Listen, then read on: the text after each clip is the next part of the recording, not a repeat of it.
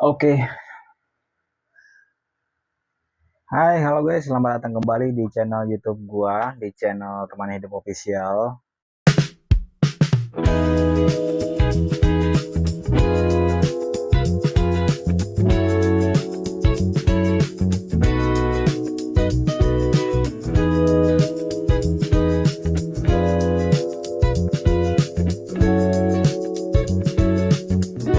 Terima kasih buat yang selalu ngikutin video gua di video short atau di video panjang. Terima kasih yang udah ngikutin, terima kasih. Terutama teman-teman yang udah subscribe dan selalu coret-coret tinggalin di kolom komentar untuk bertanya tentang apapun itu. Terima kasih banyak antusiasnya.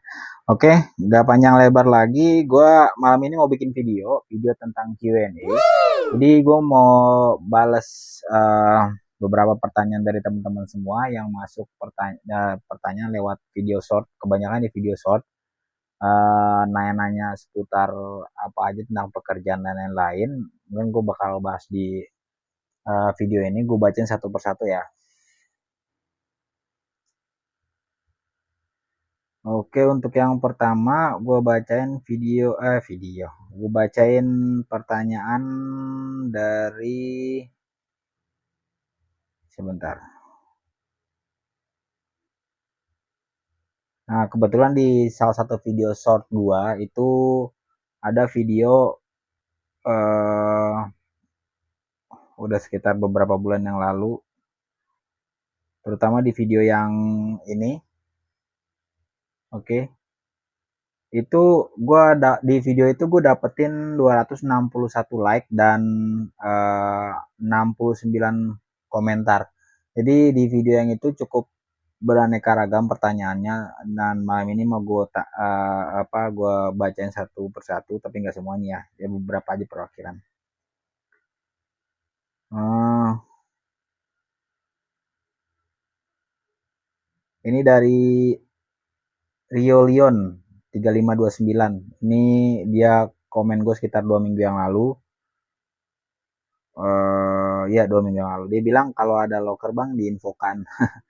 Sebenarnya kalau di sini kan konteksnya gue cuma nge-share informasi, kisi-kisi tentang kalau misalkan lo mau ngelamar kerja di Bali itu kayak gimana, susah apa enggak, cuman kisi-kisinya doang, bukan berarti gue nyediain info lowongan kerja. Karena di sini juga gue merantau juga, gue berusaha juga dengan apa yang gue bisa, skill gue berusaha juga untuk browsing seputar informasi tentang loker dari Telegram. Lebih banyak jujur gue info job locker di Bali, terus terang gue banyak banget ngegali lewat Telegram. Jadi di Telegram itu ada yang namanya grup, grup job locker Denpasar, grup job locker Bali kalau nggak salah. Nah itu di situ banyak banget info lowongan kerja di Bali. Kalau di Facebook gue jarang banget nggak, apalagi di web job resmi ya gue jarang. Kalau di Telegram udah mewakili semuanya, karena di Telegram info yang gue pelajarin di kalau di Bali ya, bukan Jakarta, itu valid, rata-rata bener gitu. Yang kedua, kalau emak-emak kerja apa? Dedi Rojali sekitar 1 bulan yang lalu. Sebenarnya kalau pertanyaan kayak gini dibilang kerjanya apa, itu sesuai basic skill kemampuan masing-masing teman-teman gitu. Kan ada pelamar kerja usianya muda, usianya tua, ya masing-masing ya.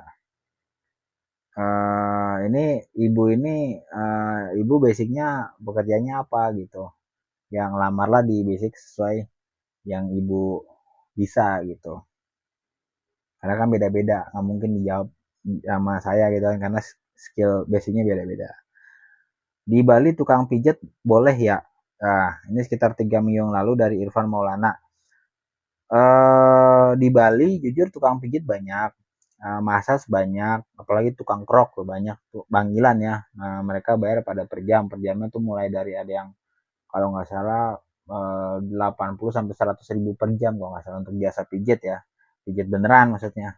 Itu banyak. Jadi kalau teman-teman punya keahlian pijit, mau buka eh, apa jasa pijit sendiri, terus dipasarin di Facebook, di broadcast Islam, broadcast iklan untuk infoin jasa kalian, itu bisa juga banyak kok di sini.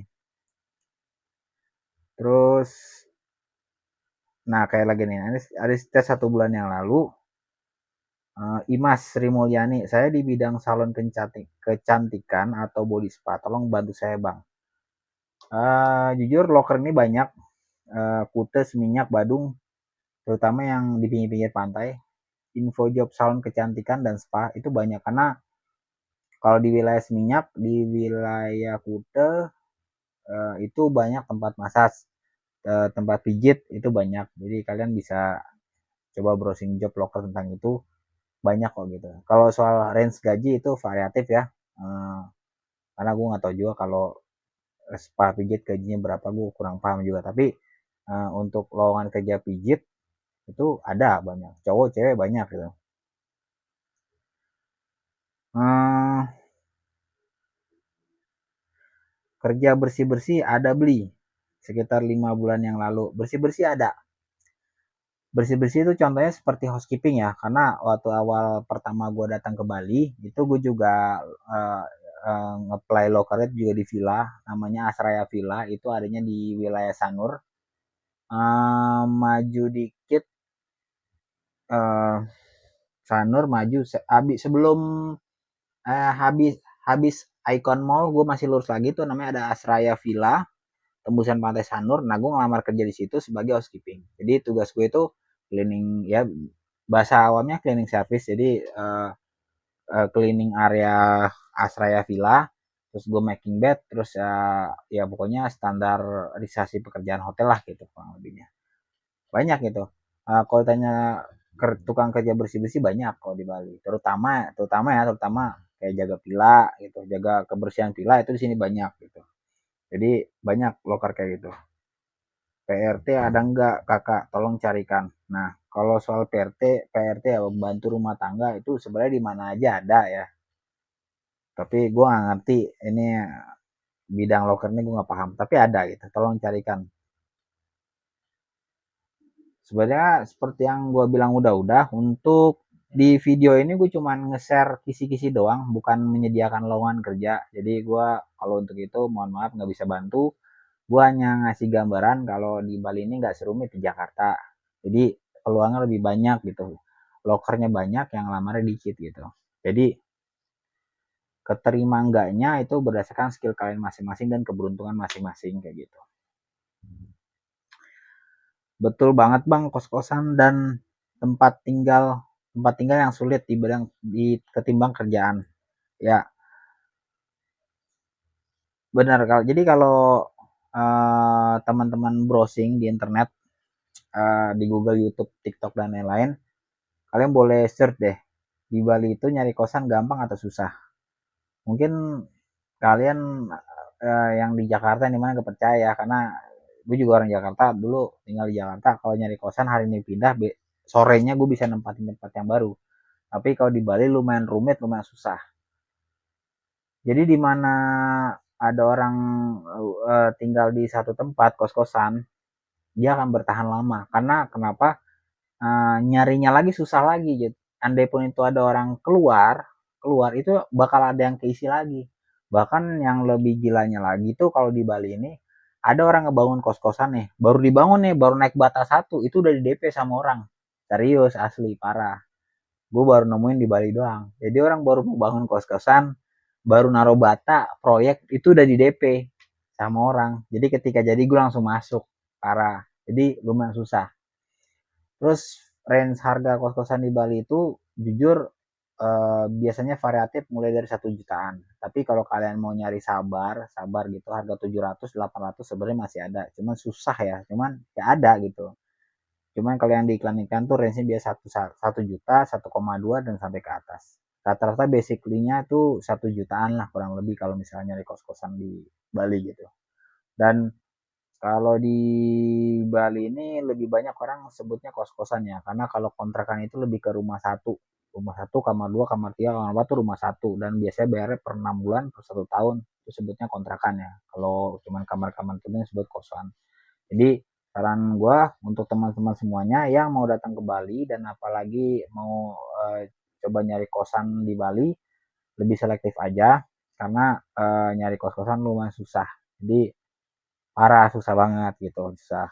Kalian harus blusukan masuk ke gang-gang satu-satu, dan jangan mudah percaya sama iklan-iklan murah yang ada di Facebook dimanapun tentang kos-kosan murah di Bali. Jadi kalau kadang ada iklan yang menampilkan kosan full furniture bagus harganya murah, itu jangan jangan mudah dipercaya, karena di Bali ini cuman kamar sekotak aja kosongan 1 juta itu kosong, orang langsung isi, berani bayar mahal. Karena apa mereka kenapa berani bayar mahal? Karena segitu susahnya cari kos-kosan di Bali, mereka berani bayar 1 juta, gue bayar yang penting gue dapat tempat gitu. Jadi kalau ada info tentang kos-kosan full furniture harganya murah, itu hati-hati penipuan. Jujur, penipuan di Bali banyak, terutama penipuan kos-kosan, calo kosan, calo kontrakan. Terus juga gue ingetin sama teman-teman semua, kalau misalkan nyari kos-kosan di Bali, jangan mau yang ada DP-DP. DP dulu kak, DP misalnya berapa persen, nanti ketemuan di TKP, jangan. Udah pasti itu fix penipuan. Karena modusnya itu kalau di Bali banyak, apa namanya, misalkan ada suatu kos-kosan kosong nih. Nah, gue sebagai calo, gue akan foto nomornya, gue akan pasarin kos-kosan itu, gue akan pasang iklan. Nah, seolah-olah itu punya gue gitu. Jadi ketika ada orang mau kos-kosan itu harus melalui gue. Andai pun gue calo bener, misalkan harga 500 nya atau 1 juta nih ya, gue kan pasarnya sekitar 1,5. Dan kalau deal, dia ngisi kosan itu bayarnya melalui gue. Tuh, jadi seolah-olah itu gue yang ngisi dan gue bayar ke pemilik pemilik aslinya. Jadi setiap bulan gue dapat 500 ribu dari yang ngisi kosan gak usah kerja gitu. Harga 1 juta nih, gue paling pasaran 1,5, bulan laku nih, mereka bayar melalui gue tiap bulan 1,5 dan gue dapat 500 tiap bulan tanpa kerja. Itu kalau yang calo bener ya. Tapi kadang ada juga orang udah bayar DP cepet 200 gope itu, pas ketemu di TKP ternyata penipuan, orang nggak ada, banyak juga. Kenapa orang Kenapa banyak calo penipuan kos-kosan di Bali? Karena terlalu sulit nyari kosan di Bali, jadi banyak orang mau berani kasih DP asal yang penting dapat kosan gitu. Padahal banyak banget scam penipuan, jadi lebih berhati-hati aja. Next yang berikutnya, uh, ya,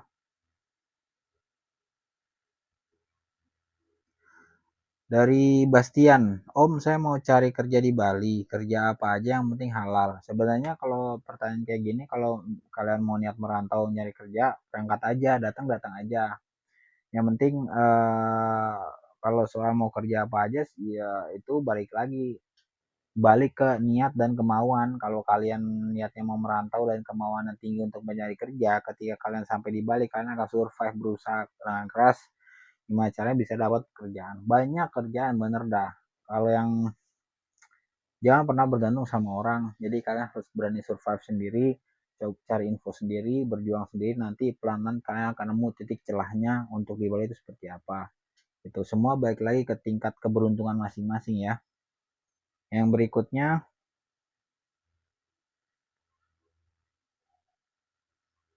hmm, lagi ya.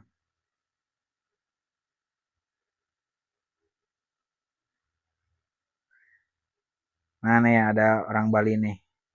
Saya dari Bali aja belum dapat kerja, malah keduluan yang dari luar. Keduluan sama yang perantau. Nah kalau soal itu balik lagi yang tadi gue bilang soal keberuntungan masing-masing. Jadi jujur kita ini sebagai perantau pendatang di Bali, uh, kita bersaing dengan pribumi. Jadi pribumi Bali ya, sama orang asli Bali kita bersaing, kita berkompetensi siapa yang lebih cepat dapat kerja gitu. Karena kan jujur juga ada beberapa tipe pekerjaan yang lebih mengutamakan pribumi daripada perantau, terutama seperti guide, seperti driver tour, guide Bali itu lebih diutamakan orang Bali gitu. Tapi ada juga orang luar, tapi diutamakan orang Bali gitu. Ya itu balik lagi lebih ke keberuntungan masing-masing. Bisa bantu carikan kakak? Nggak bisa, karena gue bukan penyalur pekerjaan, sorry. Kita sama-sama perantau. Hmm, Apakah gaji di Bali bisa untuk bayar kos dan makan? Tolong bantuannya untuk anak saya, Pak. Terima kasih. Ini gue jelasin untuk standar kos-kosan di Bali pukul rata aja per bulan paling murah 1 juta. Untuk range gaji di sini minimal banget itu 2 juta. Karena UMR Bali itu paling tinggi cuma di angka 3,5 kalau nggak salah ya, 3.500.000. Jadi soal cukup enggaknya itu tergantung dari masing-masing kalian pola hidupnya seperti apa. Karena kan beda-beda juga orang itu. Tapi yang jelas kalau mau hidup ya bisa aja hidup. Hidup hemat maksudnya. Makasih Bang infonya. Rencana saya mau ke Bali, mau cari kerja. Kebetulan pengalaman saya leader produksi resto di F&B itu hanya pengalaman saja. Saya jadi tukang cuci piring juga mau. Dari Sultan underscore Bekasi sekitar 7 bulan lalu komentar.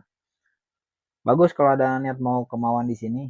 Waktu itu gue sempet jujur sebelum gue habis habis resign dari Asraya itu gue sempat mau ngelamar jadi steward. Steward itu bahasa lain dari tukang cuci piring. Jadi tukang cuci piring itu bahasa lainnya steward. Gue pernah mau ngelamar waktu itu di stick grill apa itu di daerah Jimbaran. Itu cuman daily worker harian gue ditawar sekitar 150.000 di luar dari makan. Jadi 150.000 per hari, 8 jam kerja. Iya 150. Itu di daerah Jimbaran. Waktu itu sempat melamar, cuman gak jadi karena gue sempet udah diterima kerja di tempat yang lain, jadi gue nggak ambil. Kalau saya jadi tukang cuci piring aja juga mau. Jujur info local steward di Bali banyak, apalagi Mas punya keahlian di bidang F&B. F&B itu kan di bidang resto, eh, apa namanya, itu peluangnya sangat besar. Jadi bisalah berkompetensi gitu di sini. Satu lagi untuk yang terakhir deh. Saya ada pengalaman housekeeping 2 tahun. Saya ingin kerja di Bali, minta infonya Mas. Wah sama nih. Basic kerja gue juga sebenarnya housekeeping, tukang bersih-bersih atau cleaning service bahasanya. Karena basic sekolah gue di bidang hotelier perhotelan, di bidang housekeeping department. Jadi di bidang kebersihan juga kayak gitu. Cleaning service lah gitu. Info lokal gue nggak ada. Sekali lagi nggak ada. Jadi tapi kalau untuk job locker seperti ini banyak. Jadi teman-teman bisa search di grup-grup Telegram, di website resmi info job locker, FDB, job ID, job street banyak. Tapi gue lebih rekomendasiin di luar dari website-website yang kayak gitu karena persaingannya terlalu tinggi. Jadi lebih baik di info-info grup-grup Telegram yang lebih mudah, persaingan nggak terlalu ketat dan nggak terlalu rumit. Jadi apply by WA langsung bisa dihubungin atau jadwal interview gitu. Oke, kurang lebih dari video yang ini beberapa pertanyaan udah gue eh, gue bacain dan udah gue jawab juga. Pokoknya kurang lebih kayak gitu. Semoga pertanyaan dan jawaban yang tadi udah gue kasih bisa membantu sedikit kisi-kisi dari pertanyaan teman-teman yang udah ditanyakan ke kita. Thank you banget yang udah selalu curhat di kolom komentar, tinggalkan komentar, apalagi like, share, and comment. Thank you banget. Semoga informasi video hari ini bisa bermanfaat untuk teman-teman semuanya. Semangat terus untuk para perantau, semangat terus untuk para pejuang rupiah. Kita sama-sama perantau, pokoknya semangat terus meraih masa depan. Okay, see you next time.